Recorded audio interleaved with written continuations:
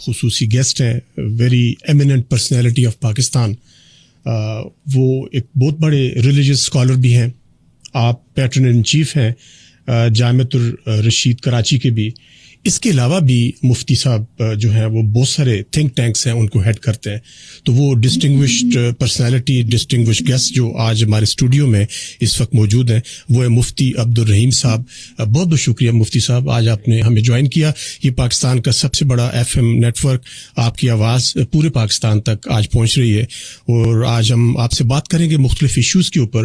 اور ہماری آج کی گفتگو کے اندر ہم کوشش کریں گے کہ اپنے کالرز کو بھی انوالو کریں, اور کالرز کی جو اوپینین ہے, جو آراء ہے, یا آپ سے وہ کوشچن کرنا چاہتے ہیں وہ بھی ہوں گے, اور آپ ان کے جوابات بھی دیں گے, تاکہ لوگوں کے ذہنوں میں بہت سارے جو ایشوز ہوتے ہیں مذہب کے بارے میں, وہ اسکالرلی جو ویو ہے وہ آپ کی طرف سے پورے پاکستان میں پہنچے گا.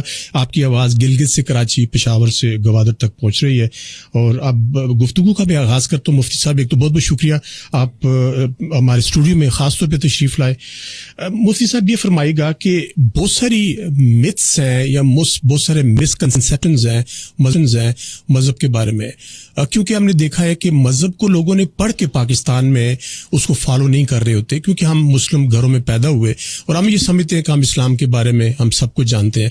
آن دا کانٹری یہ دیکھا گیا کہ وہ لوگ جو یورپ میں یا باقی دنیا کے ملکوں میں جب اسلام قبول کرتے ہیں تو وہ اس کو پڑھ کے پراپرلی اس کے ہر اینگل کو دیکھ کے کنونس ہو کے وہ اسلام کی طرف راغب ہوتے ہیں اور وہ اسلام کو اسی طرح فالو بھی کرتے ہیں.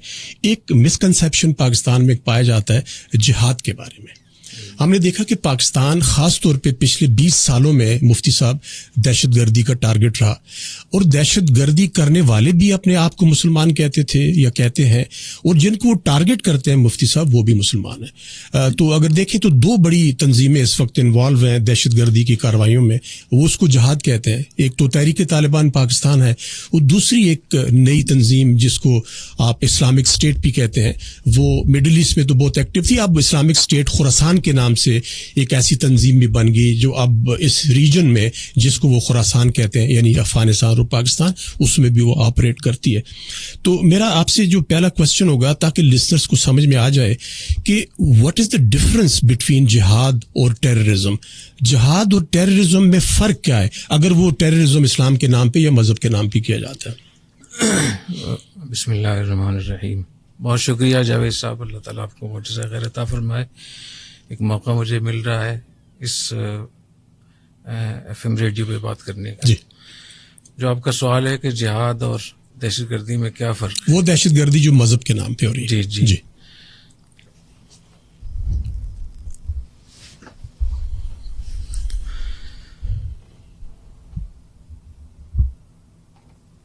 جی مولانا جی.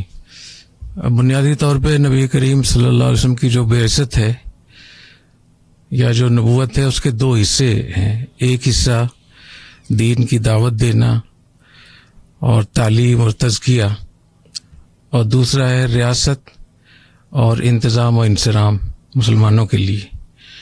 ان دونوں کے مجموعے کو نبوت کہتے ہیں نبی کریم صلی اللہ علیہ وسلم کی.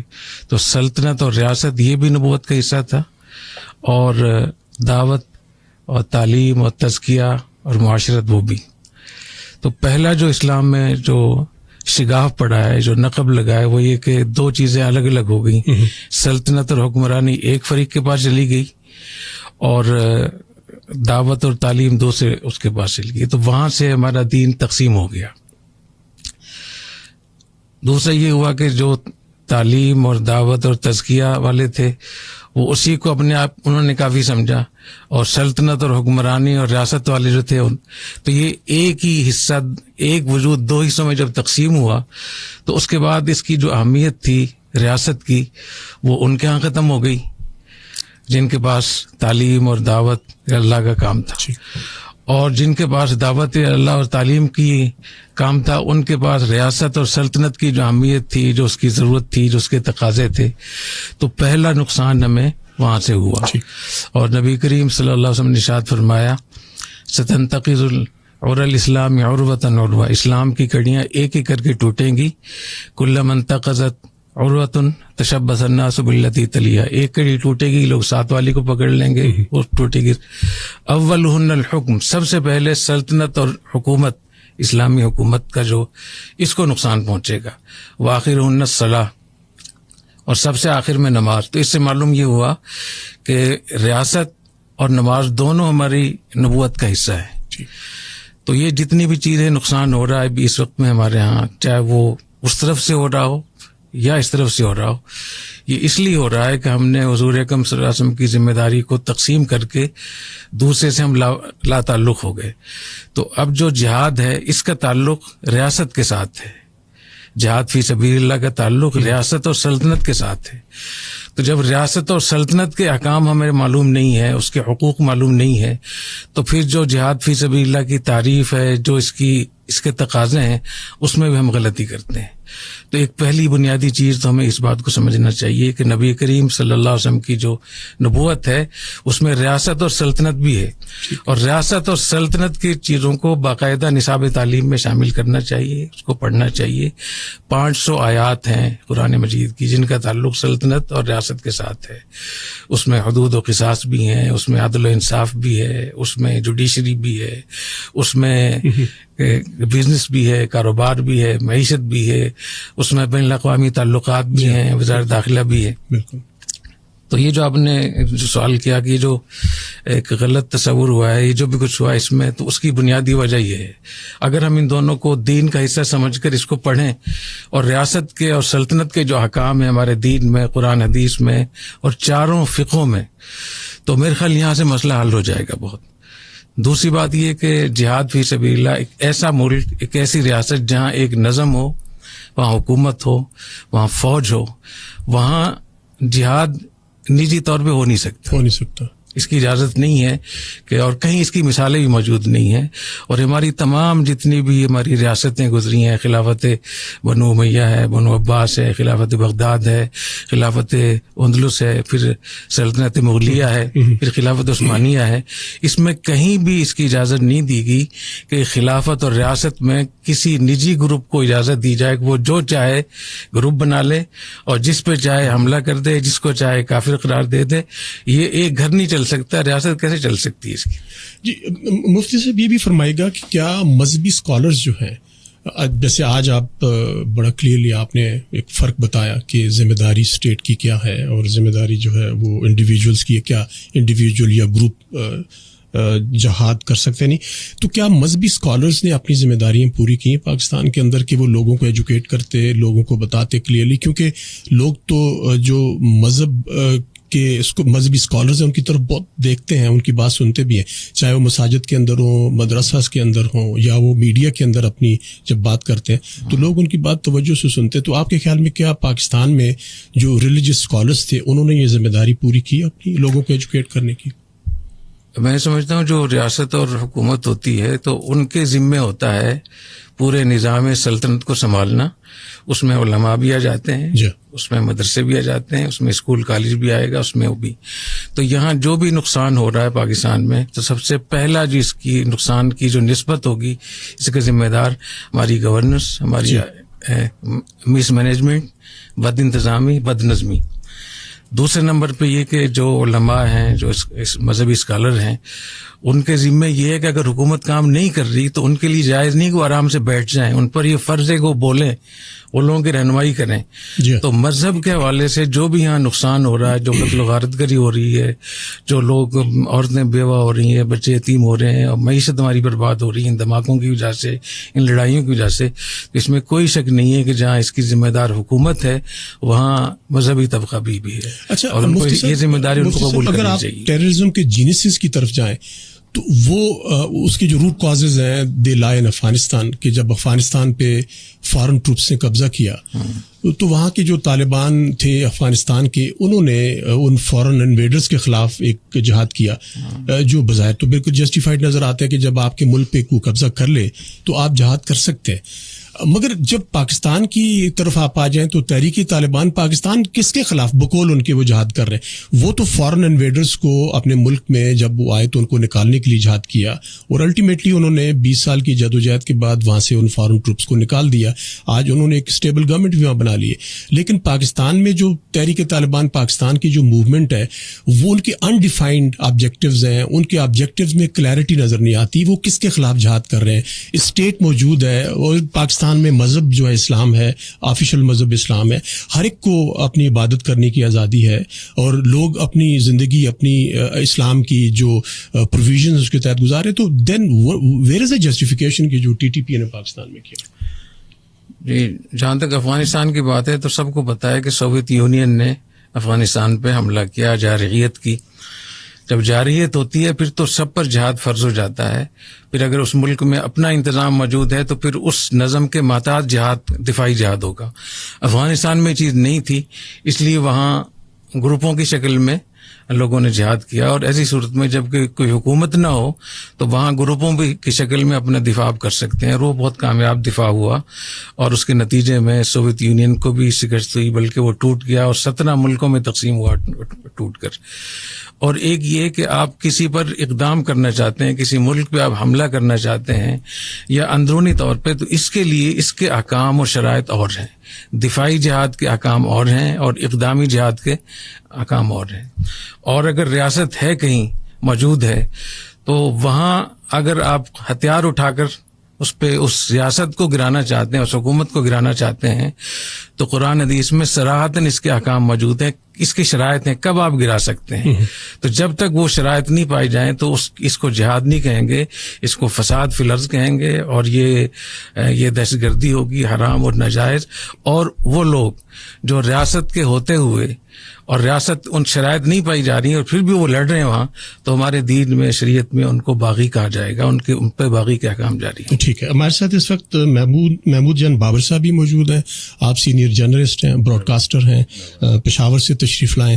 محمود جان صاحب، آپ کو پوچھنا چاہیں گے مفتی صاحب سے؟ میں مفتی صاحب سے یہ پوچھنا چاہوں گا، مفتی صاحب ابھی آپ نے ایک بات کی کہ یہ کچھ چیزیں ڈیسائیڈڈ ہیں کہ اعلان کون کر سکتا ہے، لڑائی کون چھیڑ سکتا ہے، اور وہ ریاست ہی کا کام ہے، کوئی اور یہ فیصلہ نہیں کر سکتا. آپ نے گروپوں کی بات کی. ہم تو جہاں رہتے ہیں، میں خیبر پختونخوا کی اور قبائلی علاقے کی بات کر رہا ہوں، وہاں پہ تو گروپ چھوڑے افراد بھی جہاد کا اعلان کرتے ہیں، اور وہ بھی اپنی سطح پہ وہ کہتے ہیں کہ ہمیں فتوے کا بھی اختیار ہے.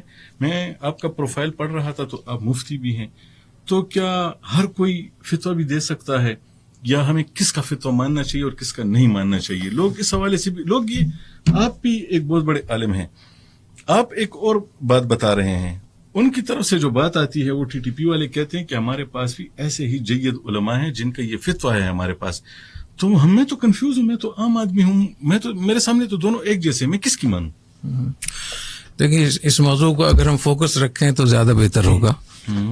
اگر اس میں یہ مسئلہ بھی کہ مفتی کون ہو سکتا ہے تو اس میں بہت ساری چیزیں نکل جائیں گی، تو کسی اور موقع پہ اس میں بات کر لیں گے. تو فی الوقت میں اس پہ بات کروں گا کہ کیا نجی طور پہ کسی فرد کو یا کسی گروہ کو ریاست اور حکومت کی اجازت کے بغیر یہ حق ہے کہ وہ جنگ کر سکتا ہے؟ جی، وہ آپ آنسر کر چکے ہیں، بڑا آپ نے ڈیٹیل اس کا جواب دے دیا کہ وہ. تو اس میں جو لوگ میری بات سن رہے ہیں ان کو یہ معلوم ہوگا کہ حضور اکرم صلی اللہ علیہ وسلم نے صلح حدیبیہ میں جب مصالحت کی، اور مصالحت یہ تھی کہ وہاں سے جو بھی لوگ آئیں گے ان کو نبی کریم صلی اللہ علیہ وسلم واپس کریں گے. یعنی مکہ مکرمہ سے اگر کوئی مسلمان ہو کر مدینہ آئے گا تو آپ اس کو واپس کریں گے، اور اگر مدینہ سے کوئی آدمی واپس مکہ جائے گا تو مکہ والے اس کو واپس نہیں. یہ مشہور ہے، اس میں کوئی شک کی بات نہیں. تو ابو بصیر رضی اللہ تعالیٰ ایک صحابی تھے، وہ پہنچے وہاں مکہ سے، تو نبی کریم صلی اللہ علیہ وسلم نے ان کو واپس کیا. نبی کریم صلی اللہ علیہ وسلم نے اس صحابی کو، ابو بصیر کو واپس کیا. 2 آدمی جو لینے کے لیے آئے تھے کہ اپنا وعدہ پورا کریں. تو یہی میں بات کہہ رہا ہوں کہ یہ جو معاہدے ہوتے ہیں 2 ملکوں کے، ان معاہدوں کی دین میں، شریعت میں بہت اہمیت ہے. اس کی خلاف ورزی آپ نہیں کر سکتے. اسی طریقے سے ابو جندل رضی اللہ تعالیٰ جب حدیبیہ میں مصالحت ہوئی اس پہ سائن ہو گئے تو وہ زنجیروں میں جکڑے ہوئے تھے اور وہ گھسٹ کر حدیبیہ میں پہنچے اور کہا کہ مجھے آپ لے جائیں ساتھ میں. تو آپ نے فرمایا کہ ہم چونکہ معاہدہ کر چکے ہیں لہٰذا ہم آپ کو نہیں لے سکتے. آپ نے واپس کیا اور وہ چیختے رہے کہ مجھے فتنے میں اور آزمائش میں ڈال رہے ہیں. نبی کریم صلی اللہ علیہ وسلم نے دعا فرمائی کہ اللہ تعالیٰ آپ کو انشاءاللہ وسعت دیں گے لیکن اب ہم آپ کو ساتھ نہیں جا سکتے. تو اس سے معلوم ہوا کہ نجی طور پہ ابو بصیر کو واپس کیا گیا, ابو جندل کو واپس کیا گیا. تو جو ریاست کی جو حدود ہوتی ہیں اس میں جس ریاست نے جو معاہدہ کیا ہے اگر وہ شریعت کے کسی قانون کو نہیں توڑتا ہے تو اس پہ عمل کرنا لازم ہے, اس کی اجازت, اس کو توڑنے کی اجازت نہیں ہوگی. آپ اجازت دیں تو میں ایک اناؤنسمنٹ بھی کر دوں. لسنرز, اس وقت ہمارے ساتھ مفتی عبدالرحیم صاحب موجود ہیں, ریلیجیس اسکالر ہیں. پورے پاکستان میں ان کو جانا جاتا ہے, بے پناہ مذہب کے اوپر ان کا کام ہے اور اس کے ساتھ ساتھ وہ پیٹرن ان چیف ہیں جامعۃ الرشید کراچی کی. اس کے ساتھ ساتھ بے شمار دوسرے ادارے ہیں جن کو وہ پیٹرن ان چیف ہیں, ان کو ہیڈ کرتے ہیں. یہ faculty of Islamic specialization of Shariah, اس کے بھی پیٹرن ان چیف ہیں. Karachi institute of management and sciences, اس کے بھی پیٹرن ان چیف ہیں. اور صوفا سیویئر اسکول, اس کو بھی وہ ہیڈ کرتے ہیں. البیرونی انٹرمیڈیٹ کالج, اس کے بھی ہیں. لمبی لسٹ ہے جس کو مفتی صاحب جو ہیں ان اداروں کو ان کے پیٹرن ان چیف ہیں. آج ہمارے لیے یہ بڑی امپورٹنٹ اوکیزن ہے کہ مفتی صاحب ہمارے ساتھ اسٹوڈیو میں موجود ہیں. آپ ہمیں ٹیلی فون کال کر سکتے ہیں 051-111-111-894 پر, اور مفتی صاحب سے اگر آپ کچھ پوچھنا چاہتے ہیں تو مفتی صاحب موجود ہوں گے ہمارے ساتھ اسٹوڈیو میں اور آپ کے سوالات کے جوابات بھی دیں گے. اور آپ کے ذہنوں میں کوئی شکوک و شبہات ہیں کسی چیز کے بھی بارے میں تو یہ آج آپ کے لیے اپرچونٹی ہے کہ مفتی صاحب کی اس موجودگی, جو اس وقت پاکستان کا سب سے بڑا نشریاتی FM نیٹ ورک, اس کے اوپر موجود ہے. آپ ہمیں ٹیلی فون کال کر سکتے ہیں 051-111-111-894 پہ اور اپنی آراء کا, اپنی بات کا آپ بات چیت آپ سے آپ کر سکتے ہیں.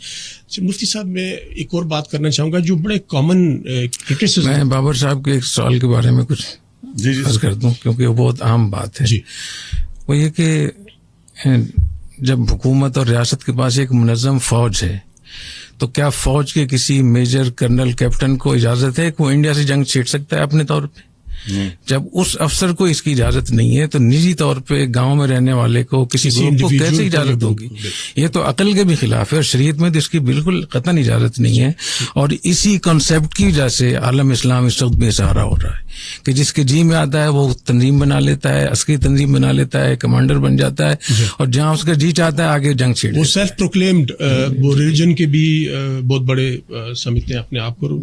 اچھا مولانا مفتی صاحب پلیز یہ فرمائے گا کہ ایک, کیونکہ میں وہ بات آپ سے پوچھنا چاہتا ہوں جو کامن کرٹیسزم آتا ہے کہ مدرسہ جو ہیں وہ پاکستان کی سب سے بڑی NGO ہے, اس میں کوئی دو اوپینینز نہیں ہے. مدرسہ پورے پاکستان میں جو ہیو ناٹس ہیں وہ بچے جن کو اسٹیٹ اپنی ذمہ داری نہیں سمجھتی, جن کے والدین افورڈ نہیں کر سکتے پراپر اسکولنگ اور کالجز, مدرساز ان کو اپنے پاس لے کے آتے ہیں, ان کو بورڈنگ دیتے ہیں, لاڈجنگ دیتے ہیں, فوڈ دیتے ہیں, ان کو تعلیم بھی دیتے ہیں. مگر جو کرٹیسزم اب یہ ہے کہ مدرساز ایوالو نہیں ہوئے, مدرساز نے ماڈرن کریکولم کو اڈاپٹ نہیں کیا. کیونکہ جب آپ ایک مخصوص, ٹھیک ہے ریلیجس تعلیم ان کو دی جاتی ہے, تو کیا آپ کے خیال میں مدرساز کے لیے کتنا امپیریٹیو ہے کہ وہ ماڈرن ایجوکیشن, جو ماڈرن تھاٹس ہیں, جیسے آپ جیسے جید عالم ہیں, ان کی جو سوچ ہے, ان کی جو فلسفہ ہے زندگی کے بارے میں, اور اس کے ساتھ ساتھ ماڈرن جو سبجیکٹس ہیں تو ان کو وہ بھی پڑھانا چاہیے. تو آپ کے خیال میں ریفارمز ہوئے مفتی صاحب مدرسہ؟ ایک تو میں یہ عرض کر دوں کہ انگریزوں کے آنے سے پہلے 3 قسم کے مدرسے ہوتے تھے. حکومت کے انتظام میں ہوتے تھے, سارے ان کے اخراجات حکومت برداشت کرتی تھی. دوسرے بڑے بڑے جو خاندان ہوتے تھے ان کے ہوتے تھے, ان کے مدرسے ہوتے تھے, ان کے سارے اخراجات. تیسرے نمبر پہ وہ مدارس تھے جو انڈاؤمنٹ سے چلتے تھے. انگریزوں کے آنے کے بعد یہ تینوں قسم کے مدرسے ختم کر دیے گئے اور جو مدرسے کی جو تعلیم کے حوالے سے معاشرے میں جو سب کو ختم کر دیا, ان کو بالکل ایک کارنر اور کونے پہ کر دیا اور ایک 4 دیواری میں بند کر کے باہر سے تالا لگا دیا. اسی حالت میں ان کی 150 سال گزرے. اور تو ظاہر ہے کہ اس وقت ان کے جو نصاب تھا وہ اپنا ایک مجبوری کا نصاب تھا. پاکستان بننے کے بعد ہمیں یہ چاہیے تھا کہ ہم پاکستان بننے کے بعد اپنے نصابی تعلیم کو بہتر کرتے, اور اس میں بہت سارے ہمارے بڑے اکابر نے 16 مرتبہ کوشش کی اس کی, لیکن جو ہمارے یہاں کی جو حکومتی نظام ہے, جو سسٹم ہے, انہوں نے ان کو سپورٹ نہیں کیا بالکل. تو اس لیے میں سمجھتا ہوں کہ یہ 10 مرتبہ اس میں اصلاحات ہونی چاہیے تھی, اصلاحات نہیں ہوئی. اس میں جانبین کا میں سمجھتا ہوں اس کی ذمہ داری ہے. اب جو ہمارا جو مدرسہ بورڈ ہے مجمع العلوم الاسلامیہ یا جامعۃ الرشید ہے, اس میں باقاعدہ اس کا اہتمام کیا گیا ہے, اس میں ان تمام علوم اور فنون کو شامل کیا گیا ہے. اگر آپ اجازت دیں تو ایک ٹیلی فون کالر ہمارے ساتھ ہیں. جی آپ اپنا تعارف کروا کے تو آپ بات کیجیے گا پلیز. کون صاحب بول رہے ہیں, کہاں سے بول رہے ہیں آپ؟ ہیلو السلام علیکم, میں حفصہ سلیمان بات کر رہی ہوں مظفر آباد آزاد کشمیر. جی فرمائیے, آپ مفتی عبدالرحیم صاحب سے کیا پوچھنا چاہیں گی؟ میں ان سے یہ پوچھنا چاہتی ہوں, یہ انہوں نے جہاد کے بارے میں بہت ساری اہم باتیں کی جو ہمیں سنی ہے, بہت اچھا لگا نا سن کے. تو میں یہ کہہ رہی تھی کہ ایک جہاد جب ہم لوگ کرتے ہیں, قرآن میں بھی ہے جہاد کرنا, لیکن جب ہم لوگ کہتے ہیں کہ جہاد ہمیں کرنا چاہیے, یہ کرنا چاہیے, وہ کرنا چاہیے, لیکن جہاد جو ہے میں ان سے یہ کہوں گی کہ جہاد انسان پہلے اپنے آپ پہ کرتا ہے, پہلے اپنے آپ پہ کرتا ہے کہ ہمیں اسلام کے بارے میں اس طرح جانا ہے, پھر جہاد اپنے گھر پہ ہونا چاہیے. میں یہ کہہ رہی تھی کہ ان کو یہ بتائیں, عوام کو یہ بتائیں کہ یہ ایک ایسے پلیٹ فارم پہ بیٹھے ہیں جہاں سے سارے لوگ ان کو سن رہے ہیں, کہ یہ پہلے اپنے آپ پہ ان لوگوں کو وہ اپنے آپ پہ کور کریں, وہ اپنے گھر کو دیکھیں, اپنے بچوں کے ڈریس دیکھیں, اپنے بچوں کو دینی احکام کے مطابق, بیٹا یہ نہیں کرنا اللہ اس سے ناراض ہوگا, یہ ہوگا وہ ہوگا, پھر اپنے گھر کو اس مطابق لے کر چلیں, پھر اپنے معاشرے کو. جب ہم لوگ اپنے آپ کو ایسے کریں گے ہمارا معاشرہ خود ٹھیک ہو جائے گا, اور جہاد ہمارے اوپر اس طرح آئے گا. پھر جب ہم لوگ اس طرح کریں گے پھر ہمارا ملک اور ہماری سلطنت ٹھیک ہو جائے گی. پھر ہم لوگ جی بہت بہت شکریہ. جی آپ کا جی آگی آبزرویشن بھی آگی. اب مفتی صاحب سے پوچھتے ہیں جو آپ بات کر رہی ہیں. جی ایک تو میں عرض کرتا ہوں کہ جہاد جیسے نماز کے ایک مخصوص معنی ہے, زکوٰۃ کا, روزے کا, حج کا, ایسی جہاد کا بھی ایک اصطلاح ہے شریعت میں. ہر چیز کو جہاد نہیں ہم کہہ سکتے. ہاں ہم لغوی معنی سے کہہ سکتے ہیں, جیسے لوگ کہتے ہیں مچھروں کے خلاف جہاد کریں گے فلاں, لیکن جو جہاد فی سبیل اللہ ہے, جہاد فی سبیل اللہ وہ ہوتا ہے جو ریاست میں ہو اور وہ مسلح ہو اور پورے اس کے ساتھ نظم کے ساتھ ہو. جیسے نماز کے فرائض واجبات اور سنتیں ہیں, ایسے جہاد کے بھی فرائض واجبات سنتیں ہیں. آپ کی اجازت سے کالر اور بھی ہیں ان سے ایک منٹ. جیسے نماز کی مکروہات ہیں, مفسدات ہیں, نواقض ہیں, ایسی جہاد کے بھی مکروہات بھی ہیں, نواقض بھی ہیں. تو ہر چیز کو ہر جہاد کہنا صحیح نہیں ہے. البتہ یہ جو اس وہ کہہ رہی کہ گھروں سے سٹارٹ کرنا چاہیے, اپنے گھر سے. لیکن وہ ویسے فرض ہے, اپنے بچوں کی تعلیم دینا ان ویسے فرض ہے, لیکن اس کو جہاد سے تعبیر کرنا درست نہیں ہے. ہاں ویسے اس کو فضیلت کے طور پہ کہہ سکتے ہیں کہ بھی اپنے گھر سے جہاد شروع کریں, لیکن جو جہاد اصل جہاد ہے, جیسے حج ہے تو حج تو مکہ مدینہ میں ہوتا ہے نا, مکہ میں. اگر کوئی آدمی کہتے بھی آپ اپنے گھر میں حج کیوں نہیں کرتے, تو کیا کہیں گے اس کو کہ حج تو وہیں ہوتا ہے. تو جہاد اصل میں جو فوج ہے پاکستان کی, اصل میں جہاد یہ ہے, اور انہی کو مجاہد کہیں گے. جی ٹھیک. مفتی صاحب جی ایک کالر ہے ہمارے ساتھ, جی کیجیے گا لنک.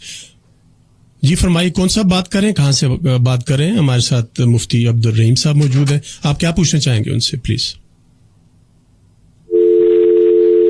جی دوسرے کالر ہیں لائن ڈراپ. جی کون صاحب بول رہے ہیں اور کہاں سے بات کر رہے ہیں؟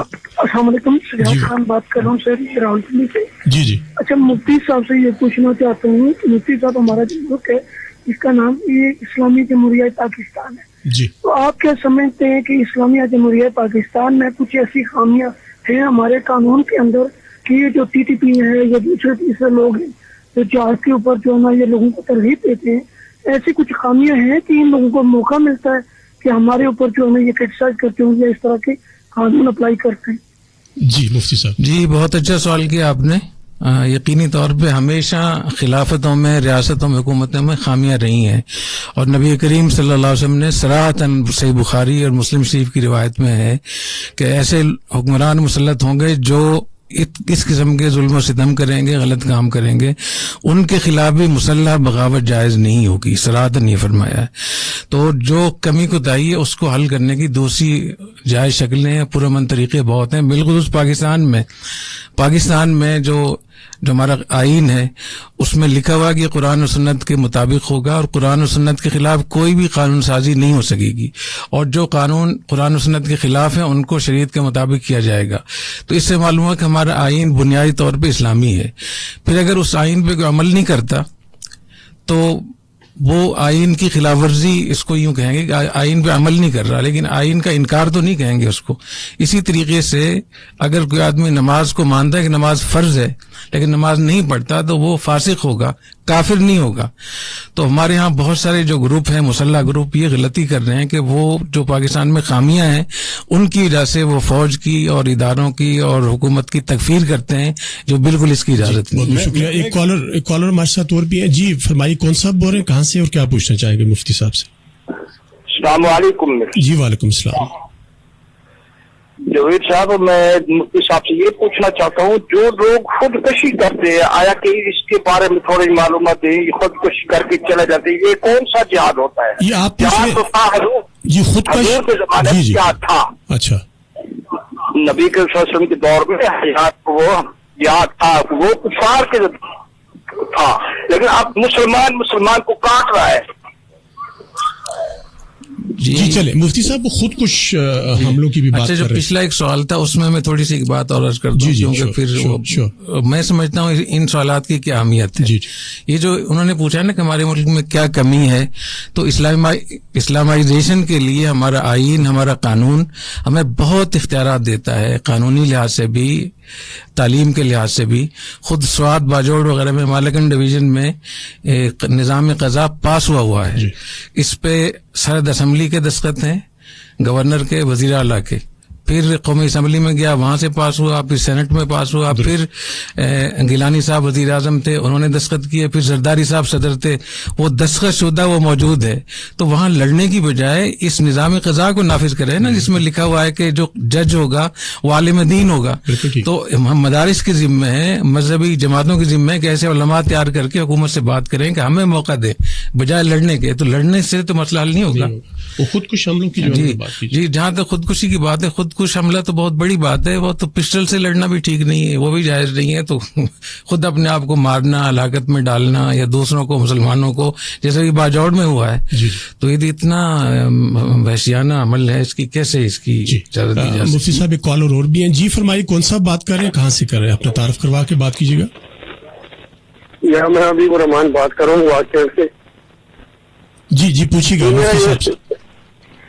میرے مفتی صاحب سے یہ سوال ہے، اللہ پاک قرآن میں فرماتے ہیں انسان کا قتل کرنا تو سب انسانوں کا قتل کرنا، مسلمان نہیں بتا، انسان بتا. یہ ہمارا جو ملک میں ہو رہا ہے، مسلمان کو قتل کرنا، مسلمان کو حملے ہونا، تو یہ جائز تو نہیں ہے. یہ میرا سوال. جی بہت بہت شکریہ. جی بالکل، یہ فساد فی الارض ہے، مسلمان کو مارنا. حضور اکرم صلی اللہ علیہ وسلم نے ارشاد فرمایا، لزوال الدنیا اہون علی اللہ من قتل رجل مسلم. پوری دنیا برباد ہو جائے یہ اللہ تعالیٰ کے ہاں قابل قبول ہو سکتی ہے، لیکن ایک مسلمان کی جان کو ضائع کرنا یہ قابل برداشت نہیں ہے. ایسے آپ نے فرمایا کہ ایک مومن کی جان وہ بیت اللہ سے بھی زیادہ اہم ہے. تو جس طریقے سے ان 20 سالوں میں یہاں خون بہایا جا رہا ہے، یہ بالکل اس کی شرعن کی بھی اجازت نہیں ہے، انسانی جو وہ ہیں اس کے لحاظ سے بھی صحیح نہیں ہے. چاہے کوئی مسلمان ہو، چاہے کوئی غیر مسلم ہو. غیر مسلم بھی اگر جو لوگ پاکستان میں رہتے ہیں ان کو مارنا بھی شرعن جائز نہیں ہے. حضور اکرم صلی اللہ علیہ وسلم نے ارشاد فرمایا کہ جو اقلیتوں کو مارے گا، ان کو نقصان پہنچائے گا، تو قیامت کے دن میں اس کا خود مقدمہ لڑوں گا. تو ایسے لوگ یاد رکھیں کہ ان کو حضور اکرم صلی اللہ علیہ وسلم ان کے سامنے کھڑے ہوں گے اور وہ ان کا گریبان پکڑیں گے. میں جدن صاحب میں معذرت چاہتا ہوں، لیکن یہ جو خیبر پختونخوا اور بلوچستان میں بہت بڑا علاقہ ہے، میرے خیال میں یہ ان لوگوں کا بھی زیادہ مسئلہ ہے. تو اگر ان کے لیے بھی ایک اناؤنسمنٹ ہو جائے کہ وہ اگر اردو نہیں بول سکتے، اگر وہ پشتو میں سوال کرنا چاہتے تو جی بالکل ٹھیک ہے. جو خیبر پختونخوا کے 96 FM 96 جو چینل سن رہے ہیں وہ اپنے سوالات پشتو میں کر سکتے ہیں. ہمارے ساتھ محمود جان بابر صاحب موجود ہیں، وہ آپ کے سوالات جو ہیں ان کو انٹرپریٹ کر کے مفتی صاحب تک پہنچائیں گے، اور پھر جو جواب دیں گے مفتی صاحب وہ محمود صاحب آپ کو پشتو میں بتائیں گے. تو پلیز ہمیں کال کیجیے گا 051-111-111-894 پہ، اور آپ بھی ذرا اناؤنسمنٹ پشتو میں کریے. قدرمن اوریدونکو ز تاسو په خبر نه زمونږ پروګرام کې یو بل سره خبرې کیږي. دا پروګرام ډېر اهم دی او چونکې دا مسله زیات تر هغه علاقو د چرته زیات پښتانه اوسېږي، نو که تاسو ته اردو ویل نه درځي، تاسو پښتو کې سوال کوئ.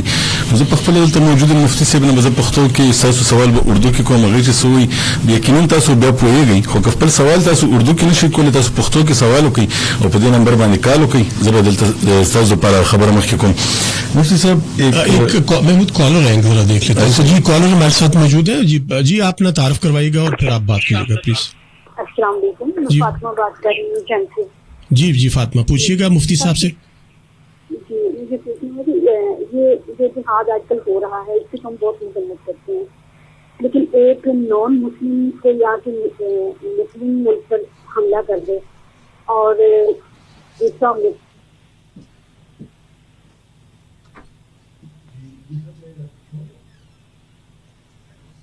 جی مجھے تو فاطمہ نے سوال کیا ہے تو ان کا سوال تو آپ نے میں نے بھی نہیں سنا میں اپنا سوال کر لیتا ہوں چلے ان کی بات پھر کر لیتے ہیں یہ مفتی صاحب ایک چیز ہم نے دیکھی نا افغانستان میں جب معاملہ حل ہوا امریکہ چلا گیا اس کے ساتھ جو دیگر ممالک تھے وہ چلے گئے تو جو وہاں پہ موجود لوگ تھے انہوں نے وہ جنگ پاکستان منتقل کرنے کی کوشش کی میں پھر بھی آپ سے یہ سوال کرنا چاہوں گا کہ پاکستان میں آپ نے جتنی چیزیں بتائیں کہ پاکستان میں ایک آئین ہے آئین اس رستے کو کہتے ہیں جس پہ چل کے ہم ایک صحیح جگہ جا سکتے ہیں اور پاکستان کے لوگوں نے اپنے لیے ایک آئین بنایا ہے اور اس میں تمام اسلامی شکیں بھی موجود ہیں اس کے علاوہ ہمارے پاس آپ نے جیسے بتایا کہ ہماری اپنی فوج موجود ہے ہمارے پاس وہ تمام باتیں موجود ہیں جس کی وجہ سے یہاں پہ یہ جہاد کوئی نہیں کر سکتا لیکن یہ جنگ یہاں پہ منتقل کر دی گئی ہے تو آپ نے آئین کو بہت زیادہ اسٹڈی کیا ہے آپ ذرا یہ بتائیں گے کہ آئین میں کوئی ایسی کیا کوئی غیر اسلامی بات ہے جس کے بعد کسی کے پاس جواز بچتا ہے کہ وہ ایک مسلح جدوجہد کر سکے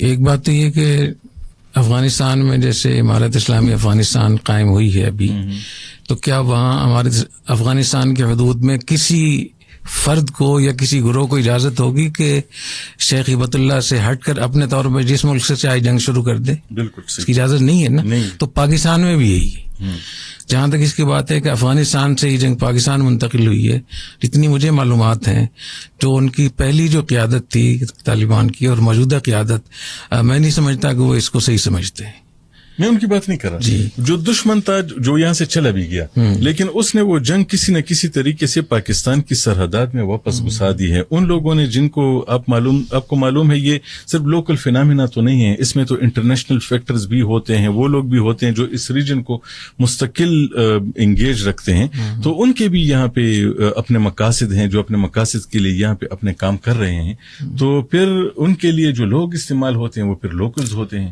تو ان لوکلز کو ان کے اپنے چھوٹے چھوٹے شکوے شکایات ہوتے ہیں تو ان کا آئین کے حوالے سے مسئلہ ہوتا ہے ان کا پاکستان کے نظام کے بارے میں مسئلہ ہوتا ہے وہ کہتے ہیں کہ افغانستان میں تو اسلامی نظام آ گیا تو پاکستان میں نہیں ہے تو ہمیں پاکستان میں بھی اسلامی نظام چاہیے تو ان کا یہ مطالبہ جو لڑنے والے لوگ ہیں ان کا یہ مطالبہ کتنا ٹھیک ہے جہاں تک اس کی بات ہے اسلامائزیشن کی کہ یہاں اسلامی نظام ہونا چاہیے یہاں یہ مطالبہ تو ٹھیک ہے ان کا لیکن اس مطالبے کے جو اغراض و مقاصد ہیں جس کے پیچھے جو اس کے آگے ہے جو اس کا طریقہ کار ہے اور جس طریقے سے وہ استعمال ہوتے ہیں جو ان کی اندر جذباتیت ہے تو یہ ایسے ہی ہے جیسے کہ خوارج کا جو نعرہ ہوتا تھا وہ بہت اچھا ہوتا تھا لیکن حدیث شریف میں آتا ہے کہ ان کا جو اسلام ہوگا ان کے گلے سے نیچے نہیں اترے گا تو جہاں تک بات صحیح ہے لیکن اس کو جو طریقہ کار اختیار کیا جا رہا ہے وہ بالکل غلط ہے اور آپ نے ابھی ایک حوالہ دیا کہ پیغمبر اسلام حضرت محمد صلی اللہ علیہ وسلم نے فرمایا کہ اگر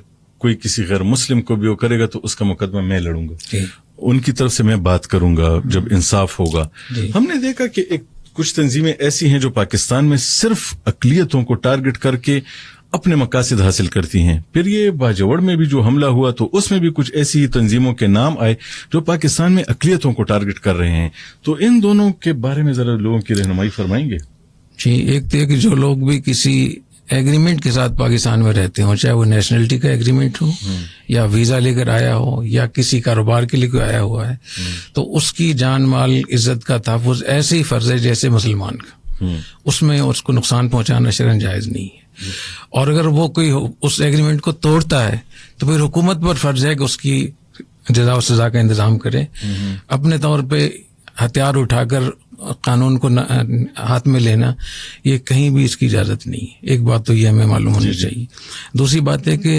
اقلیتوں کے حقوق تو ہمارے اسلام میں بہت زیادہ ہیں ہمارے پاس تو اتنے 100 سال حکومت رہی ہے تو کوئی بھی حکومت اگر اس طریقے سے اجازت دے دے لوگوں کو، جو میں مسلسل ایک بات بار بار کہہ رہا ہوں کہ نجی طور پہ کسی ریاست میں ہوتے ہوئے اس کی اجازت نہیں ہے کہ وہ ہنگامہ کر سکے، قانون ہاتھ میں لے سکے، تو اس کی اجازت نہیں ہوگی.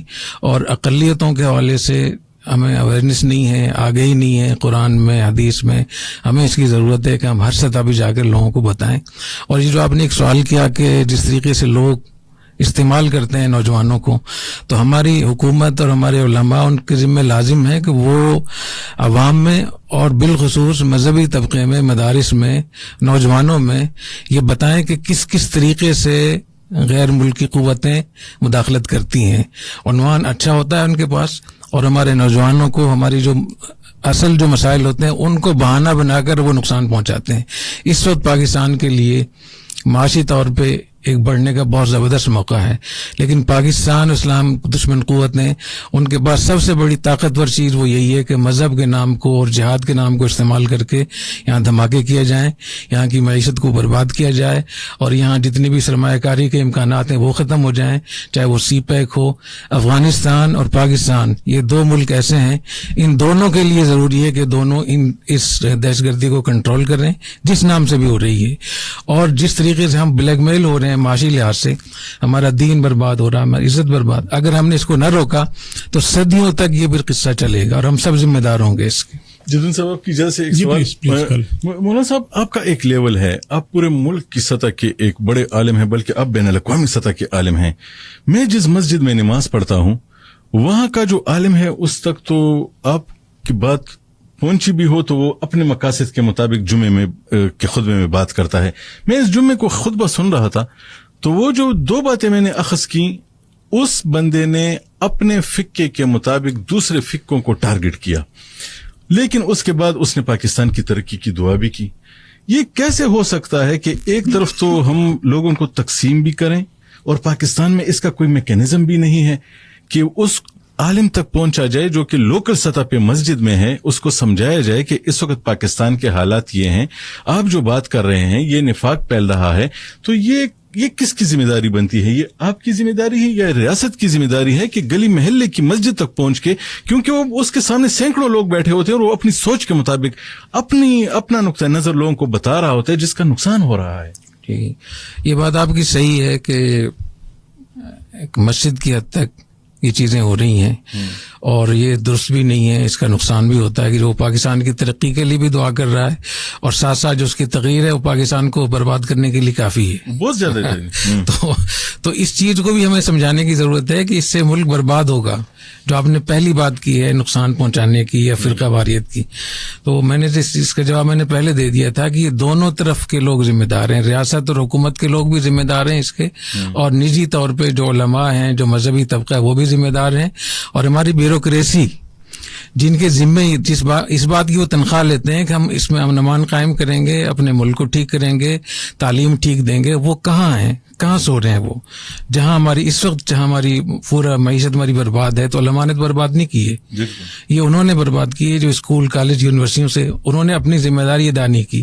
ان کے اندر آنرشپ نہیں ہے، ان کے اندر ڈسپلن نہیں ہے، دیانتداری نہیں ہے، دوسروں کی خدمت کے جذبہ نہیں ہے. اور یہی آج ہمارے اسکول کالج یونیورسٹی کی ضرورت ہے کہ وہاں ہم اپنے نصاب تعلیم میں، نظام تعلیم میں اس کلچر کو ہم تبدیل کریں کہ ہر آدمی پیسے کمانے کے لیے پڑھ رہا ہے کمرشل بنیادوں پہ. تو جب تعلیم برائے سیل برائے فروخت ہے اور اس کو آپ ڈگری بھی اس لیے حاصل کر رہے ہیں اور اس میں کہیں دیانتداری، اپنا ملک، اپنی دوسروں کی خدمت نہیں ہے، تو پھر یہ ملک جہاں کھڑا ہے مزید ہی خراب ہوگا. جی، ایک کالر ہمارے ساتھ ہیں مفتی صاحب، دیکھتے ہیں کیا پوچھنا چاہتے ہیں آپ سے. جی، اپنا تعارف کروائیے گا پھر اپنا کوشچن کیجیے گا. ہیلو، السلام علیکم. جی وعلیکم السلام. کیا حال ہے جی؟ خیریت ہیں؟ جی جی، آپ پوچھیے گا. مفتی عبدالرحیم صاحب ہمارے ساتھ موجود ہیں، آپ کیا بات کرنا چاہیں گے؟ میں تو یہ پتہ کرنا چاہ رہا تھا کہ یہ جو بندہ امامت کرتا ہے تو وہ اگر زور مطلب بیچ میں نمازیں چھوڑ دے اور پھر بھی وہ امامت کر سکتا ہے؟ جی، آپ کا کوشچن آ گیا. یہ مفتی صاحب. جی، نماز چھوڑنا تو گناہ ہے اور اس کا گناہ ہوگا، لیکن امامت تو کر سکتا ہے. اگر کوئی آدمی گناہگار ہے تو امامت کر سکتا ہے. البتہ اس کے لیے یہ جائز نہیں ہے کہ کوئی بھی آدمی، کوئی بھی مسلمان وہ اگر نماز چھوڑے گا تو وہ گناہگار ہوگا، اور اگر امام ہے تو اس کو گناہ ڈبل ہوگا اس کا. تو اس کو چاہیے کہ اپنی نمازوں کا اہتمام کرے، کیونکہ امام کا تو بہت بڑی ذمہ داری ہے. اگر وہ خود پابندی نہیں کر رہا ہے اور مسلح پہ کھڑا ہے تو اس کو حق نہیں ہے کہ مسلح پہ کھڑا ہو. لیکن اگر کسی نے اس کے پیچھے نماز پڑھ لی، نماز ہو جائے گی. جی ٹھیک ہے، ایک کالر اور ہمارے ساتھ ہے. جی اپنا تعارف کروا کے بات کیجیے گا. جی السلام علیکم، میں ڈیر غازی خان سے غلام فیض بات کر رہا ہوں. جی تو پہلے تو یہ ہے کہ مجھے مفتی صاحب کا نمبر پرسنل مل جاتا زیادہ بہتر تھا. میں نے تھوڑا سا یہ جو حرمت رضاعت ہوتی ہے اس کے بارے میں رہنمائی لینی تھی کہ یہ کہاں تک اثر کرتی ہے اور کون سی چیزیں سے مستثنا ہوتی ہے. جی بہت بہت شکریہ آپ کا. اچھا بھائی، مجھے 20 سال ہو گئے ریٹائر ہوئے، تو میں جو مسائل کی بات ہے وہ میں الگ سے، ہمارا دارالفتاح ہے ان کا میں نمبر دے دوں گا، وہ 24 گھنٹے وہاں کھلا ہوتا ہے، ان سے فون کر کے بات کر سکتے ہیں. تو کیونکہ یہ بہت ہی نازک مسئلہ ہوتا ہے، فتویٰ دینا، مسئلہ بتانا، تو اس لیے کوئی دوسرے مسائل پوچھیں جن پہ بات چیت ہو رہی ہے، اور وہ مشورے کی چیزیں ہیں، وہ اتنی مشکل نہیں ہوتی. لیکن حلال و حرام بہت بڑی بات ہے، اس کو اس طریقے سے بغیر تیاری کے بتا دینا یہ مناسب نہیں ہے. اچھا مفتی اور اس میں یہ کر سکتا ہوں کہ ہمارے جو باقاعدہ مفتی حضرات ہیں ہمارے جامعۃ الرشید میں، تو ان کو میں اس سنو ایف ایم ریڈیو کے ساتھ ان کا ایک وہ کر سکتا ہوں، تو وہ باقاعدہ ہفتے میں 10 دن میں کوئی ایسا پروگرام کر سکتے ہیں. اچھا مفتی صاحب، پاکستان افغانستان کے ریلیشن کے تناظر میں اگر آپ دیکھیں تو پاکستان میں آپ نے اپنے کامنٹس میں فرمایا بھی ہے، دہشت گردی کی جتنی بھی کارروائیاں ہیں اس میں موسٹلی افغانستان سے لوگ آتے ہیں، وہ دہشت گردی کر کے واپس چلے جاتے ہیں. اب دونوں ایک برادری ملک ہیں اور تعلقات بھی ہم خراب نہیں کرنا چاہتے، تو آپ یہ فرمائے گا کہ جو افغانستان کی طالبان کی گورنمنٹ ہے ان کی کتنی بڑی ذمہ داری ان پہ عائد ہوتی ہے کہ وہ کوشش کریں کہ ان کی سرزمین دہشت گردی کی کارروائیوں کے لیے پاکستان کے خلاف بھی اور کسی دوسرے ملک کے خلاف بھی استعمال نہیں ہونی چاہیے. اور دوحہ ایگریمنٹ میں انہوں نے اس بات پہ ایگری بھی کیا تھا کہ وہ اپنی پوری کوشش، گارنٹی دی انہوں نے کہ وہ کسی ملک کے خلاف بھی اپنی سرزمین کو استعمال نہیں ہونے دیں گے، جبکہ وہ ہو رہی ہے. جی تو اس میں جہاں تک مسئلے کی بات ہے وہ تو میں نے بتا دیا کہ یہ بالکل حرام ہے، چاہے پاکستان کی طرف سے وہاں دہشت گردی ہو یا وہاں سے پاکستان میں دہشت گردی ہو، اس کی بالکل اجازت نہیں. اسلامک اسٹیٹ جو وہ ڈکلیئر بھی کرتے ہیں اپنے آپ کو، تو ان کے اوپر بھی تو لازم ہے. جی اور جب خاص طور پہ انہوں نے ایک عہد بھی کیا ہے، ایک وعدہ کیا بین الاقوامی سطح پہ، اور وہ پڑوسی بھی ہیں، تو پڑوسیوں کے حقوق بہت زیادہ ہیں، تو ان پر یہ لازم ہے کہ وہ اس کا اہتمام کریں، اس کا انتظام کریں کہ اپنی زمین کو استعمال نہ ہونے دیں. باقی یہ کہ ان کے پاس کتنی طاقت ہے وہ استعمال، یعنی میں جہاں تک یہ سمجھتا ہوں کہ کیا افغانستان کی جو حکومت ہے، موجودہ طالبان کی جو حکومت ہے، کیا وہ اتنی پاورفل ہے کہ وہ اپنی زمین کو مکمل طور پہ روک سکتے ہیں؟ یہ ایک ایسا سوال ہے، کیونکہ میں اس بات کو جانتا ہوں کہ وہاں بہت سارے ایسے لوگ ہیں جو اس کو حرام سمجھتے ہیں اور وہ کبھی نہیں چاہیں گے کہ پاکستان کو نقصان پہنچے. لیکن وہاں جو چیزیں ہو رہی ہیں تو اس کے بالکل امکانات ہیں کہ جیسے پاکستان بہت ساری چیزوں میں مجبور ہے، ان کو بھی کوئی مجبوری ہو سکتی ہے. اس کا حل یہ ہے کہ اس کے 3 اسٹیک ہولڈر ہیں، ان تینوں کو بیٹھنا چاہیے. اس میں پاکستان ہے، افغانستان کی حکومت ہے اور علماء ہیں، چاہے وہاں کے علماء ہوں چاہے یہاں کے، کیونکہ ایک مذہب کے نام پہ سب چیزیں ہو رہی ہیں. تو اگر افغانستان کے علماء اور پاکستان کے علماء مل کر اس مسئلے کو اس پہ بیٹھیں، کوشش کریں اور ان نوجوانوں کو سمجھائیں کہ یہ شرم حرام ہے، بغاوت ہے، جائز نہیں ہے، تو میرے خیال میں افغان طالبان کو بھی، امارت اسلامیہ کو بھی ایک سپورٹ ملے گی. اور اگر وہاں کوئی بھی ایسی کوئی شکل کرتا ہے کہ وہ پاکستان کے اندر مداخلت کرتا ہے یا پاکستان کے اندر ان لوگوں کو سپورٹ کرتا ہے جو پاکستان میں حملے کر رہے ہیں، دھماکے کر رہے ہیں، تو یہ تو بہت ہی خطرناک ہوگا، جائز بھی نہیں ہوگا، حرام ہوگا، اور خود ان کے لیے بھی خودکشی کے مترادف ہوگا. یہ جدون صاحب، ایک بلوچستان سے ایک میسج آیا ہے کہ ہم پشتو میں، تو ہم نے پہلے بھی اناؤنسمنٹ کی تھی، تو میں پشتو میں ایک بار پھر اناؤنسمنٹ کہ تاسو د بلوچستان نه کچرته پروګرام اوري او که د خیبر پښتونخوا نه اوري. ما مخکې هم تاسو ویلو چې تاسو پښتو کې سوال کولی شئ، چې تاسو پښتو کې سوال وکړئ، موږ به دلته په اردو کې د مفتي صاحب نه جواب والو، موږ به تاسو ته درکو. تاسو د نمبر جدون صاحب اناؤنس کړی دی، په دې نمبر باندې تاسو کال کولی شئ. د پروګرام کې تاسو هم برخه اخیستی شئ، ځکه چې دا پروګرام زیاتره تاسو زموږ د مسلو باره کې دی، نو تاسو پښتو کې کال کولی شئ. ډیره مهرباني. جی ایک کال ہے، سن لیتے ہیں. جی کر دیں لنک کر دیں. جی کون صاحب بول رہے ہیں اور کہاں سے بات کر رہے ہیں؟ جی السلام علیکم، میں نام ریحان ہے جی، میں لاہور سے بول رہا ہوں. جی ریحان صاحب، امید کرتا ہوں آپ سب ٹھیک ہوں گے. جی بالکل. میرا ایک بڑا بیسک سا کوشچن ہے. وہ کوشچن یہ ہے کہ مجھے ایک تو چیز کی سمجھ نہیں آتی کہ ہم لوگ دین کو کس طرح سمجھ رہے ہیں، قرآن کی روشنی میں سمجھ رہے ہیں یا حدیث کی روشنی میں قرآن کو سمجھ رہے ہیں. ایک بات. دوسری بات، آج سے پہلے ہم نے سنا کہ جی فرانس والوں نے یہ کیا، وہ کیا، ایسے کیا، ویسے کیا. ہم نے اس کے پریزیڈنٹ کے وہ لگائے پوسٹر، اس کے اوپر پاؤں رکھنا شروع کر دیا، اس پہ لانچیں بیچنی شروع کر دی. آج وہی پریزیڈنٹ جو ہے وہ کیا ٹھیک ہو گیا، وہ فرانس والے ٹھیک ہو گئے. آج ہم نے ان کو ایکسیپٹ بھی کرنا شروع کر دیا ہے. تو یہ جو چیزیں ہیں نا، یہ علماء کو اس میں آگے آنا چاہیے اور ان لوگوں کو شاید بتانا چاہیے کہ یار ہم لوگ مسلمان اس قسم کے لوگ نہیں، اور ہم لوگوں کو بھی اصلاح کرنی چاہیے کہ ہم لوگ ایک دم جب ایک سائڈ پہ جاتے ہیں پھر دوسری سائڈ پہ چلے جاتے ہیں. It make like lot of confusion. تو کائنڈلی اس پہ کوئی تھوڑی سی روشنی فرمائیں. جی بہت بہت شکریہ آپ کا. جی مفتی صاحب. جی ایک تو جو اسلام کے جو عقائد ہیں، ایمانیات جسے کہتے ہیں، اس میں تو کوئی اختلاف نہیں ہوتا ہے. اس کی آگے جو تشریح ہوتی ہے اس میں اختلاف ہو سکتا ہے، جیسے مختلف صحابہ کرام سے، مجتہدین سے مختلف اقوال منقول ہوتے ہیں. تو یہ اختلاف، اس اختلاف کو انجوائے کرنا چاہیے، اس سے تو ہمیں آسانی ملے گی.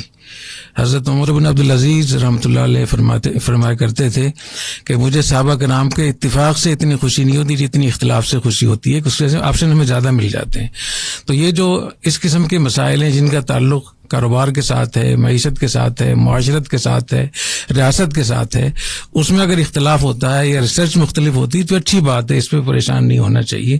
البتہ اس کو جھگڑے کا اور لڑائی کا ذریعہ بنانا یہ درست نہیں ہے. قرآن حدیث دونوں ایک ہی ہے. حدیث قرآن ہی کی تشریح ہے اور اس کی عملی جو شکل ہے وہ سیرت ہے.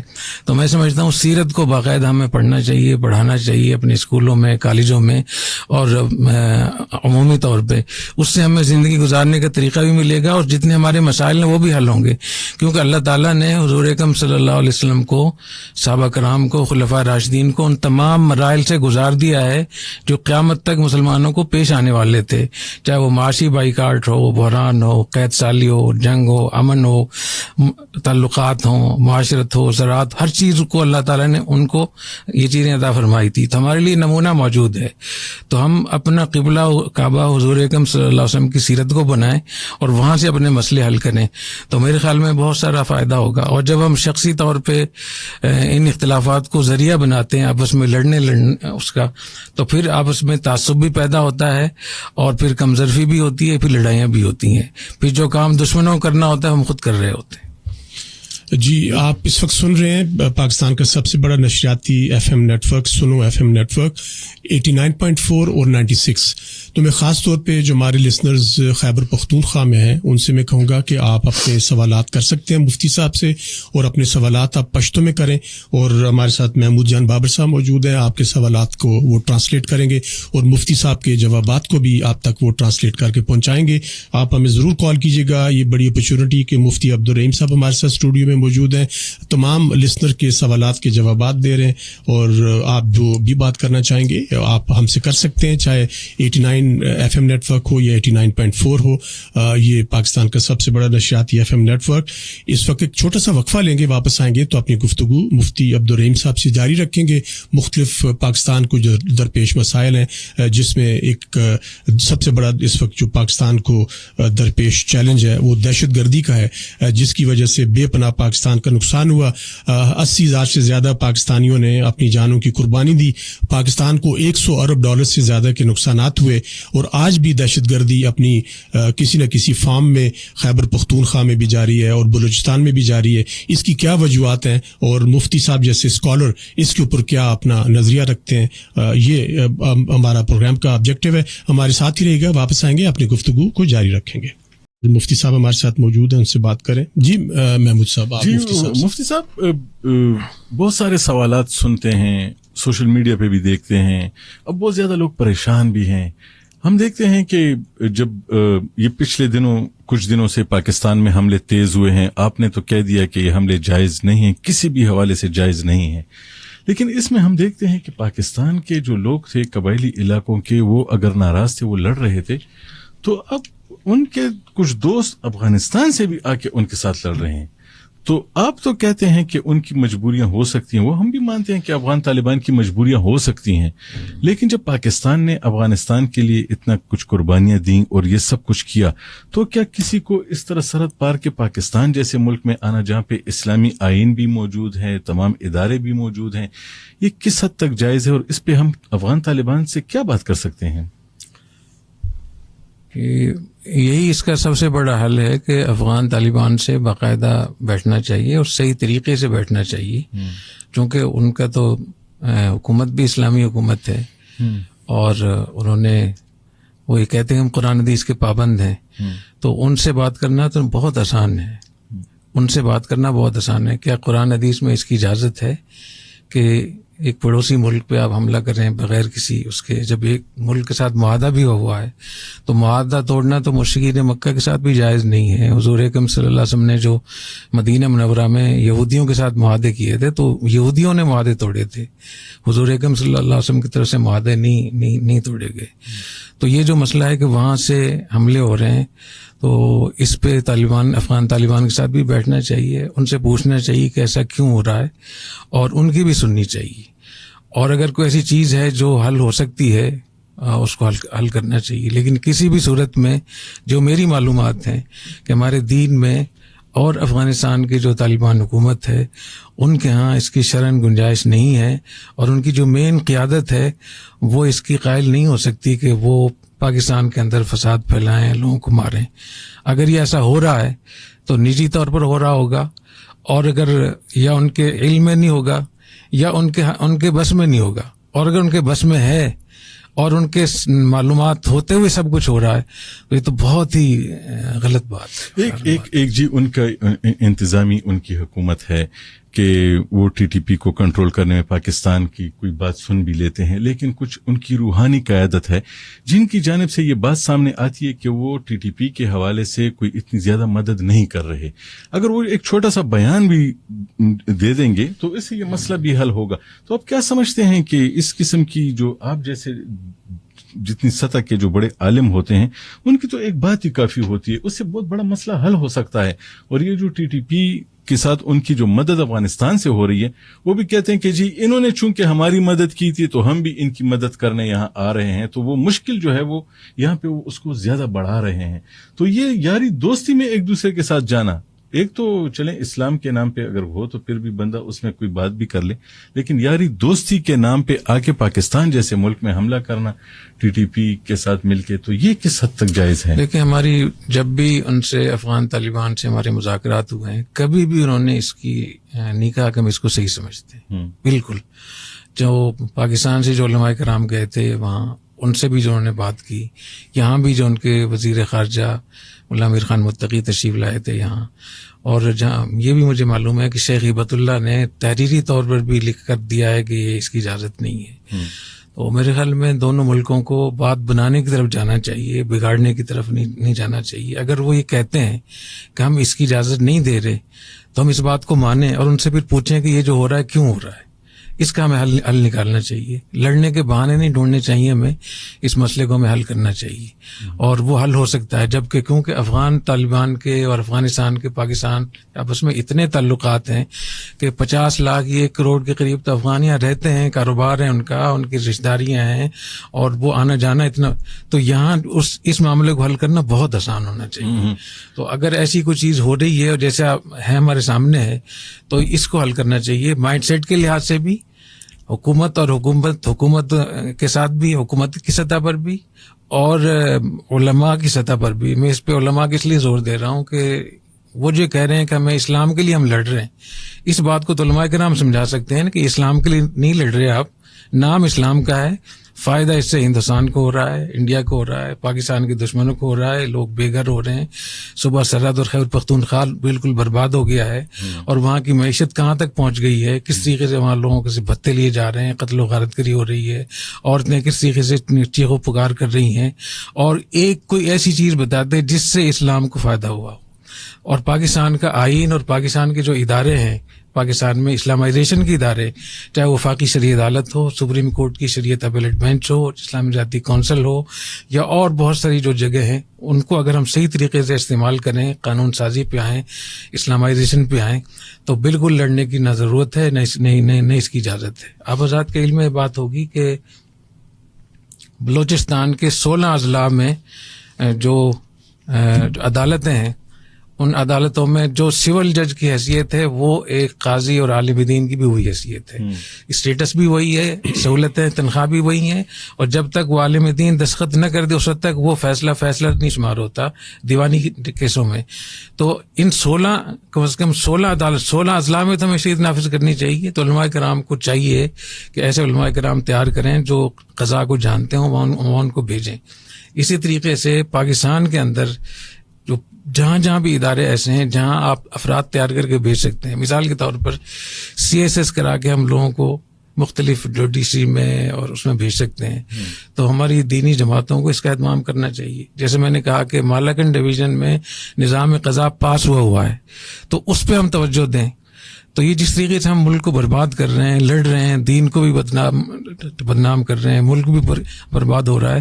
جاوید صاحب نے تو $100 بلین کی بات کی, $150 بلین کا نقصان ہو چکا ہے اس وقت میں, اور بہت بڑی تعداد میں وہ لوگ ہیں جن کا نام ہے, جن کا جو ہمارے اس میں شمار میں ہی نہیں ہے. تو یہ 20 سالوں میں جو اب ہم کھڑے ہیں کہ ہماری معیشت جہاں برباد ہو رہی ہے اور دن بہ دن ہم بلیک میل ہو رہے ہیں, اس میں ایک بہت بڑا حصہ دہشت گردی کا ہے, اور ان اسلام کے نام پہ جنگوں کی وجہ سے ہمارا ملک یہاں تک پہنچا ہے. اور اگر یہ نہ رکا خدا نہ خواستہ, تو میں یہ سمجھتا ہوں کہ عالم اسلام ایک اس وقت 5ویں سقوط کے دہانے پہ کھڑا ہوا ہے. خلافت بغداد, خلافت اندلس اور سلطنت مغلیہ, خلافت عثمانیہ. اس وقت عالم اسلام ایک 5ویں سقوط کے دہانے پہ کھڑا ہوا ہے. اس میں رکاوٹ پاکستان اور پاکستان کی ایٹمی قوت اور پاکستان کی فوج ہے. خدا نخواستہ اگر اس کو نقصان ہوا تو براہ راست طالبان کو بھی نقصان ہوگا, افغانستان کو اور عالم اسلام کو ہوا ہے مزید بھی نقصان ہوگا. تو ہمیں اپنے نسلوں کے ساتھ, اپنے بچوں کے ساتھ ہمیں ظلم نہیں ہمیں کرنا چاہیے. جب سے سقوط بغداد ہوا ہے اس وقت سے عزتیں لٹی ہیں, جب سے سقوط خلافت عثمانیہ ہوا ہے. اگر خدا نخواستہ اب پاکستان کو نقصان ہوا تو پاکستان کو نقصان ہوا مطلب عالم اسلام کو نقصان ہوا. اس لیے ہم سب کو اس کا اہتمام کرنا چاہیے, اور ہمیں اپنی افواج کو بھی سپورٹ کرنا چاہیے جو اس ملک کو ابھی تک سنبھالے ہوئے ہیں. اور سوویت یونین ہو, یا اس کے بعد ملا عمر کی تحریک ہو, یا اس کے بعد ابھی تحریک ہو, یہ تینوں تحریکیں افغانستان میں کیوں کامیاب ہوئی ہیں؟ کیونکہ دنیا کے جتنے تھنک ٹینک ہیں وہ بتاتے ہیں کہ پاکستان کی وجہ سے. تو آپ پاکستان کو برباد کر رہے ہیں تو خود آپ کہاں جائیں گے؟ تو اس لیے میں سمجھتا ہوں کہ شریعت اور دین تو بہت اونچی بات ہے, عقل کے لحاظ سے بھی یہ درست نہیں ہے جو کچھ ابھی ہم کر رہے ہیں. اور میری دعا ہے کہ اللہ تعالیٰ ہمارے ملک کو سلامت رکھے, ہماری افواج کو سلامت رکھے. اور ان نوجوانوں کو ہمیں سمجھانا چاہیے جن کو یہ بات سمجھائی گئی ہے کہ تم اپنے آپ کو پھاڑو گے, مارو گے تو تم جنت میں جاؤ گے. ان کو یہ بتانے کی ضرورت ہے کہ تم جہنم میں جاؤ گے, یہ حرام ہے, حرام موت ہے, اور اس کی کسی مسلمان کو مار کر کوئی آدمی جنت میں نہیں جا سکتا. مفتی صاحب, اب میں اب سے یہ آخری چونکہ آپ کے اس کے لمحات ہیں, جیسے آپ نے بات کی کہ معیشت تباہ ہو چکی ہے, لوگ چیخ پکار کر رہے ہیں. اس وقت میں جدون صاحب پشاور کی حالت یہ ہے کہ میں پچھلے دنوں صحافی کے طور پہ وہاں پہ سروے کرا تھا, جو امن و امان کی حالت خراب ہوئی, جو دہشت گرد حملے شروع ہوئے ہیں. اس وقت وہاں پہ کاروبار اگر 100 پہ تھا تو 20 پہ آ چکا ہے, 80% کاروبار ختم ہو چکا ہے. لوگ اپنے اثاثے بیچ کے باقی شہروں میں جا رہے ہیں کیونکہ وہ کہہ رہے ہیں کہ یہ حملے پھر شروع ہو گئے ہیں. تو لوگوں پہ نفسیاتی اثرات بھی ہیں, معاشی اثرات بھی ہیں, یہ بہت زیادہ بھی ہیں. ایک سوال جو بہت زیادہ کیا جاتا ہے, لوگ یہ کہتے ہیں کہ اگر وہ TTP والوں نے مطالبہ کیا تھا کہ ان کو ایک الگ ایک جگہ دے دی جائے تو اس سے کیا فرق پڑے گا, جیسا کہ ان کا مطالبہ ہے کہ ہمیں کوئی پاکستان میں کوئی ایسا حصہ دیا جائے جہاں پہ ہم آ کے رہ سکیں اور ہم سے کوئی قانون کے مطابق بات بھی نہ کی جائے, بس ہم وہاں پہ رہیں گے اور اپنا جو کام ہے وہ وہاں پہ کریں گے. یہ کتنا جائز ہے پاکستان جیسے ملک میں کوئی اپنے لیے کوئی الگ سے جگہ مانگنا؟ دیکھیں یہ تو ہماری جو ریاست اور ہماری حکومت کے جو کرتا دھرتا ہیں ان کے اوپر ہے کہ وہ ان کے ساتھ کیا معاملہ کرتے ہیں. تو آئین پہ تو سب کو لوگ مانتے ہیں. آئین کی روشنی میں جو اسلامی آئین ہے اس کی روشنی میں جو بھی ان سے کوئی معاملہ کیا جائے اس کی شرعاً اجازت ہوگی. اور اگر وہ دھوکہ دیتے ہیں اور بار بار دھوکہ دیتے ہیں تو پھر یہ کہہ سکتے ہیں کہ چونکہ انہوں نے بار بار ہمیں دھوکہ دیا ہے لہٰذا ہم ان کے ساتھ کوئی معاملہ نہیں کرتے. اور اگر کوئی ہتھیاروں کے ساتھ لڑتا ہے تو اس کو سمجھانا چاہیے. اگر وہ نہیں سمجھتا تو ان سے بھی لڑنا چاہیے. یہ شریعت کا دو ٹوک حکم ہے. اس طریقے سے آپ چھوڑ نہیں سکتے کہ جو چاہے یہاں ہتھیار اٹھا کر لڑتا رہے اور اس کو اجازت ہو. ایسا نہیں. اور باقی اس موضوع پہ بہت اہم چیزیں رہ گئی ہیں جس کا تعلق جہاد کے ساتھ ہے اور ان تحریکوں کے ساتھ ہے. اور میرا چونکہ براہ راست ان معاملات سے بہت تجربہ ہے افغانستان میں بھی باقی اس میں بھی, تو میں جو نوجوان اس پہ قائل ہو چکے ہیں کہ وہ لڑنے کو جہاد سمجھتے ہیں, میں سمجھتا ہوں کہ میں ان کی اچھی رہنمائی, ان کو اچھی معلومات بھی دے سکتا ہوں اور ان کو میں بتا سکتا ہوں کہ یہ تباہی کے راستے پہ جا رہے ہیں آپ لوگ. اور عالم اسلام کو اسی راستے نے نقصان پہنچایا ہے. آج عراق میں, شام میں, ان ممالک میں دیکھ لیں کیا کی صورتحال ہے. افغانستان میں بھی جو یہ تحریک تھی جو ہماری اسلامیہ ہے یہ اس لیے کامیاب ہوگی کہ اس کے برابر میں پاکستان تھا. عراق میں کیوں کامیاب نہیں ہوئی, شام میں کیوں؟ تو جس کی وجہ سے آپ کو کامیابی ملی ہے اسی کو برباد کرنا, اس کو نقصان پہنچانا یہ بہت خطرناک ہے. اور اس کی مثالیں موجود ہیں اندلس میں, بہت سارے ممالک میں, کہ جہاں نوجوانوں نے جذباتیت سے کام لیا وہاں صدیوں تک کے لیے اسلام ختم ہو گیا. تو اللہ تعالیٰ میں عقل عطا فرمائے, شعور عطا فرمائے. میں انشاءاللہ اس کام کے لیے حاضر ہوں. میں نے اس سے پہلے بھی بہت کاوشیں کی ہیں. خود ملا عمر صاحب رحمۃ اللہ علیہ کے زمانے میں بھی ایک بہت بڑا ایک سلسلہ ہوا تھا, اس میں مذاکرات ہوئے تھے.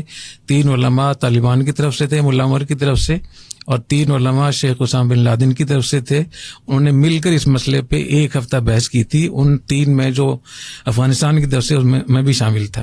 اس میں لکھا گیا تھا باقاعدہ کہ کسی بھی ریاست میں رہتے ہوئے اس ریاست کے جو ذمہ دار ہیں, جو حکمران ہیں, ان کی اجازت کے بغیر کہیں بھی حملہ کرنا شرعاً ناجائز اور حرام ہے اور یہ جائز نہیں ہے. یہ باقاعدہ لکھا ہوا موجود ہے اور افغانستان کی حکومت کے پاس وہ ڈاکومنٹ موجود ہوگا جس پہ مولانا شیر علی شاہ صاحب اور مولانا نور محمد صاحب کوئٹہ کے اور میرے دستخط ہیں, ملا عمر کے دستخط ہیں, اسامہ بن لادن کے دستخط ہیں, ابو حفص موریتانی کے دستخط ہیں, ابو حفص مصری کے دستخط ہیں, اور ملا عبدالجلیل صاحب کے. ملا عبدالجلیل صاحب بھی حیات ہیں اور ابو حفص موریتانی ابھی تک حیات ہیں. ان سے بات پوچھی جا سکتی ہے. تو میں ان نوجوانوں کو بتانا چاہتا ہوں کہ آپ اس جوانی کو صحیح جگہ خرچ کریں. جس جگہ آپ اس کو خرچ کر رہے ہیں آپ خود بھی برباد ہو رہے ہیں, اسلام کو بھی آپ برباد کر رہے ہیں, آپ مسلمانوں کو تباہی سے دوچار کر رہے ہیں, اور آپ کفار کے لیے لقمہ تر بنتے جا رہے ہیں, بنا رہے ہیں. جتنے ہم یہاں کمزور ہوں گے معاشی لحاظ سے, نفسیاتی لحاظ سے, اتنی ہم بلیک میل ہوں گے. اور جب ہم بلیک میل ہوں گے تو ہماری عزتیں بھی لوٹیں گی, ہماری جانیں بھی لوٹیں گی, ہمارا مال بھی لوٹے گا. اور یہی ہم نے دیکھا کہ برما میں جو کچھ ہوا, 10 لاکھ لوگ برمی لوگ وہ کہاں ہیں آج کل. وہاں بھی کچھ لوگوں نے وہاں برائے نام نہاد جہاد شروع کیا, اس کے نتیجے میں وہاں کیا ہوا. تو اس لیے میری درخواست ہوگی کہ اس موضوع پر مزید بھی میں بات کروں گا اور میں حاضر ہوں انشاءاللہ اس کے لیے. بہت شکریہ. آپ نے بڑی تفصیلاً مفتی عبدالرحیم صاحب آپ نے گفتگو فرمائی, اپنے سیر اصل اس کے اوپر بحث کی. آج آپ کے پاس ٹائم کی قلت تھی ورنہ ہماری خواہش تو تھی اس پروگرام کو جاری رکھتے. بہت بہت شکریہ, آپ ہمارے اسٹوڈیو میں تشریف لائے اور اپنے قیمتی خیالات سے آپ نے ہمارے سننے والوں کو آگاہ کیا. لسنرز, ہماری آج کا خصوصی انٹرویو, خصوصی گفتگو مفتی عبدالرحیم صاحب جو پیٹرن ان چیف ہیں جامعہ الرشید کے اور انتہائی ایمیننٹ اسکالر ہیں پاکستان کے, ان کی آپ نے باتیں سنی. اس وقت پروگرام کا وقت اب ختم ہوا چاہتا ہے, آپ سے اجازت چاہتے ہیں. اللہ حافظ.